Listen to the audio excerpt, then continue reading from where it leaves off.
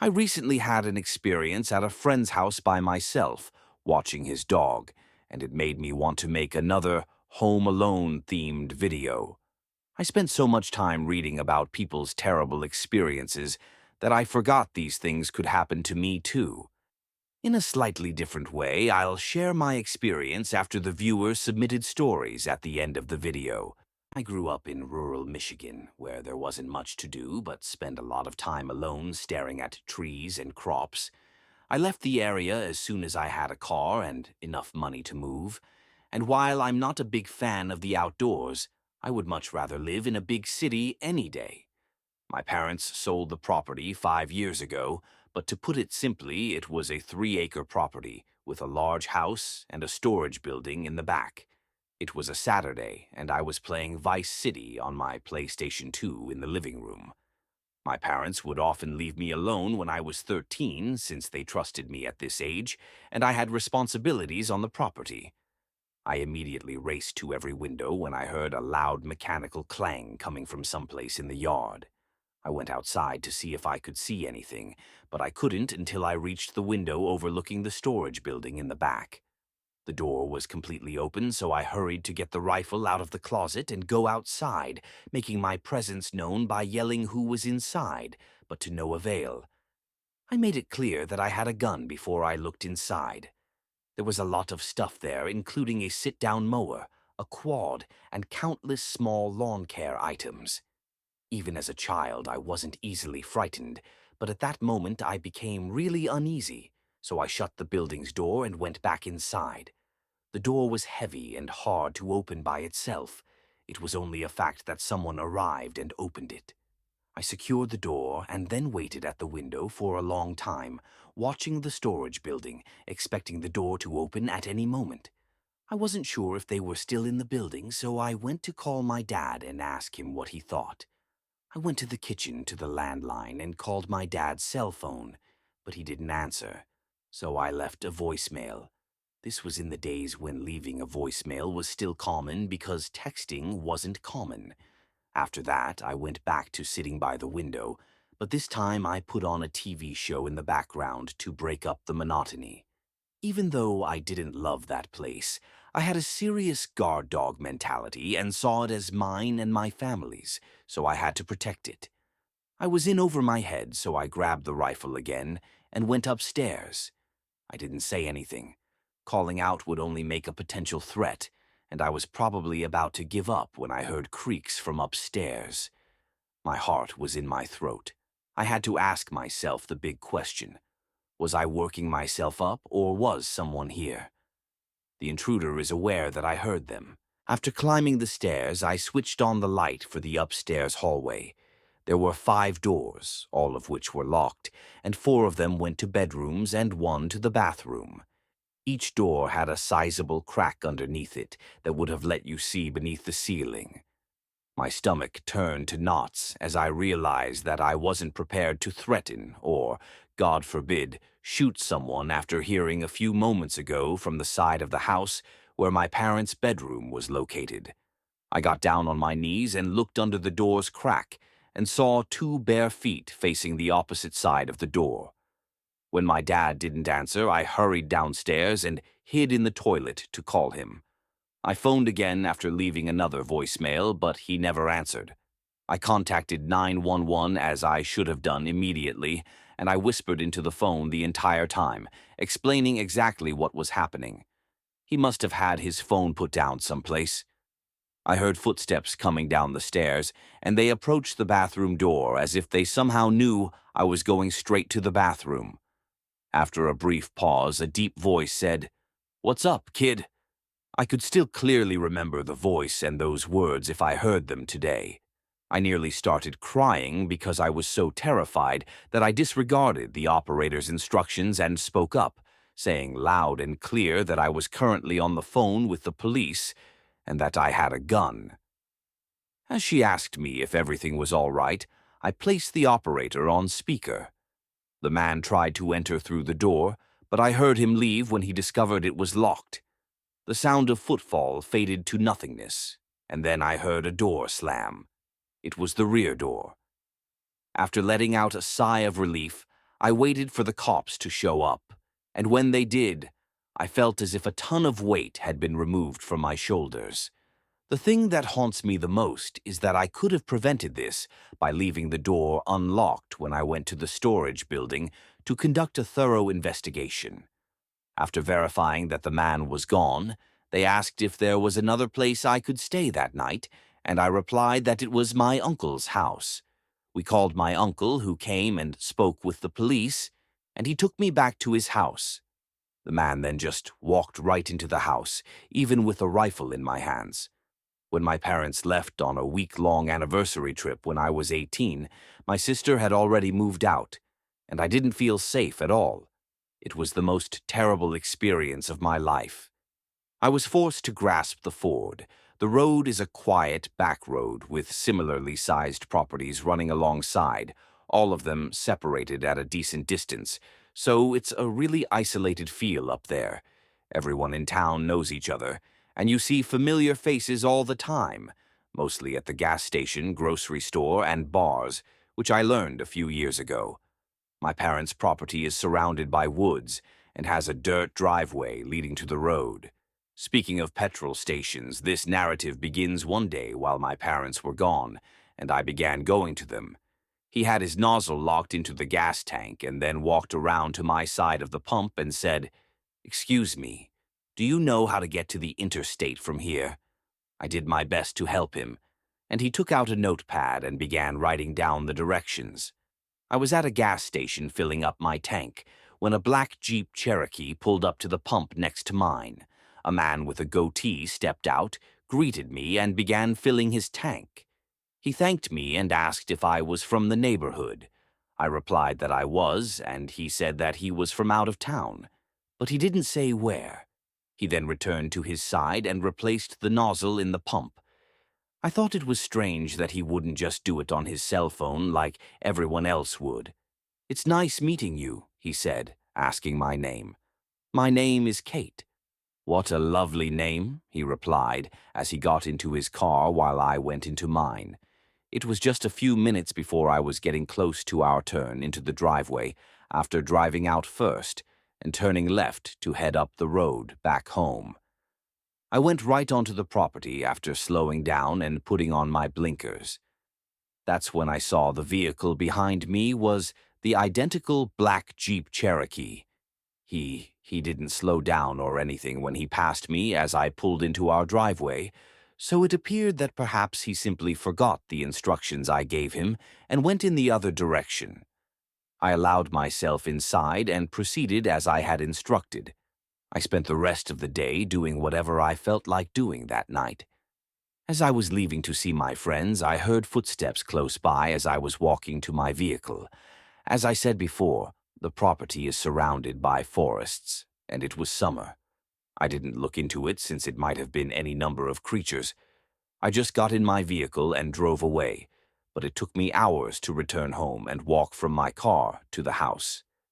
Kate heard a man's voice calling out to catch my breath. The homes are not on top of one another, so it's a bit of a walk, but the neighbors all knew my name. One of them had no right to shout my name in such a creepy manner without identifying themselves. When I called my parents to let them know, they explained that it must have been. "One of your neighbors will most likely knock on your door." I kept the incident at the petrol station the following Saturday a secret from them. I spent most of the day at home, and later that evening, after getting ready and getting dressed, I stepped outside and started to go to my vehicle in preparation for another outing with my friends.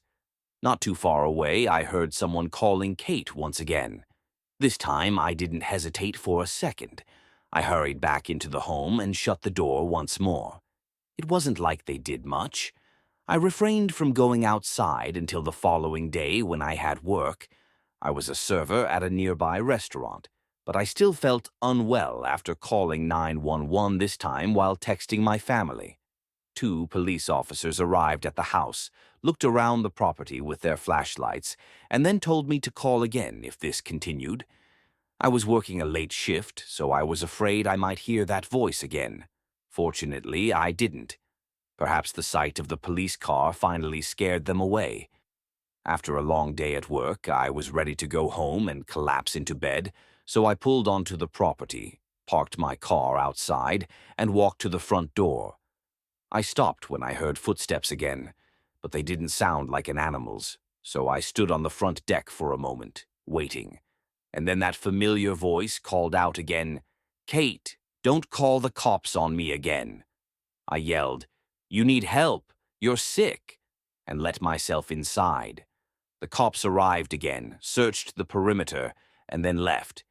My parents suggested that I spend the night at a friend's house. I couldn't agree more, and they would return the next night so I would feel much safer there. My friend Alex agreed, so I packed my bag and prepared to leave. I checked the windows to make sure everything was okay. Then I hurried to the car, locked the door as quickly as I could, and as I turned the key in the ignition, I heard something to my left. As I placed the vehicle in drive, a guy with a face mask began banging on the glass with his elbow while attempting to unlock the driver's side door. I felt like I was suffocating on breath and was unable to even yell. I sped down the driveway, looped my car around on the grass, and didn't stop until I reached Alex's house. I was crying uncontrollably the entire way there, and I had Alex and her father on the phone. He said he would have come to get me if he had known what was going on. We called the police together for the third time in total, and 2 officers went to my parents' house to check again to make sure there were no broken windows or anything, and 1 officer came to Alex's house, where I recounted the events once again. This was perhaps the most activity these police officers had seen in this sleepy town in a long time.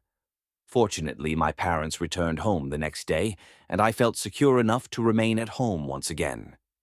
I firmly think that the guy at the gas station purposefully followed me home and inspected the area.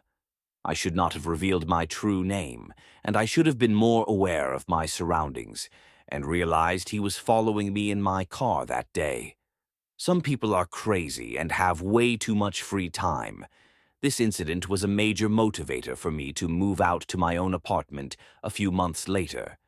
I realized I was alone, and for some reason he played with me until he actually tried to jump and get me. Later, when I was 15 or 16 years old and a major gamer, I was home alone one night for an unknown reason. All I remember is that my whole family was gone. I confess that I was addicted to StarCraft and sometimes spent a weekend evening playing it or another PC game. Just before the CO lockdown began, I was playing StarCraft on my computer in my first-floor bedroom when the doorbell rang twice. I ran to the front door and yelled, "Who is it?" like I usually do when I'm alone myself. A faint, quiet voice on the other side murmured something I couldn't understand, and it sounded like a lady. I didn't want to stay away from the game for too long out of fear of losing. I opened the door while the storm door was still in place, and this older woman was standing on the other side with her hands behind her back. She said she needed to use a phone, and I asked if she could come inside. I felt very uncomfortable, but I didn't know how to turn her away. I told her to go to the library a few blocks down because I knew they would undoubtedly have a phone. I knew the library was closed at this point, but I was just trying to get this stranger who was trying to enter my house to leave, and her next statement did not match her smile. She said, "That's very rude to turn away an old lady asking for help." I replied that it was very rude to turn away an elderly woman who was requesting assistance, and that was the only thing I could think of. She simply stayed there, not moving, but still grinning at me, and even though her smile remained the same, it seemed much more ominous as I began to gently close the door as I apologized.